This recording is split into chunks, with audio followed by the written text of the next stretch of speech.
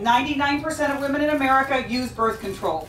98% of Catholic women use birth control. And for women, it's not a controversial issue. It's not a social issue. It's an issue of health care, and it's an issue of economics.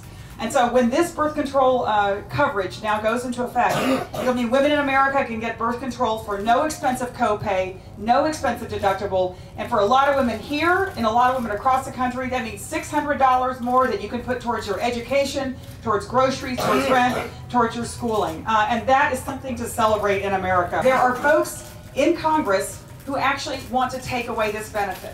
There are folks who believe that states should have the right to ban birth control coverage in their states.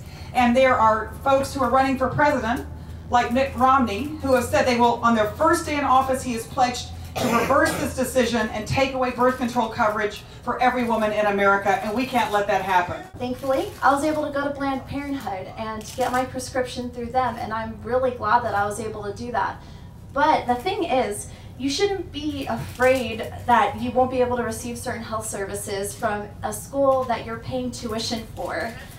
That isn't right. This isn't to say I don't respect, religious institutions. Obviously I do. I wouldn't be going where I am if I didn't. But I think that respect needs to be mutual, and I think that respect is applicable to my body. So. In 10th grade, I sat down with my doctor and with my mom and discussed my medical situation and what was best for me.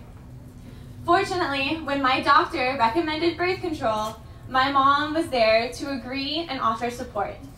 I've been on oral contraceptives for 5 years now, so it's very important to me that this is something that remains an available, safe, affordable option for all young women. We believe that birth control pills are abortifactants. We as Catholics do not believe in this kind of birth control. We believe in natural family planning, and there's the Crichton method and a whole bunch of other ones that you can do that is not going to cause the fertilized egg to be aborted from the uterus, uterine lining. So you're not just opposed to what Planned Parenthood does, you're opposed to birth control. I personally am. I speak for myself. That's where I am. That's the page I'm on. And I'm also a post-abortive woman. You may want to know that.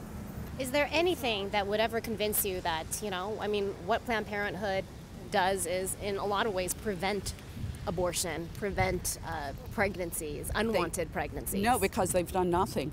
They have done nothing. They promote it. They promote getting pregnant so they can have the abortions. They can say all they want, 3% of their business is abortions, but that is not true. The pill kills.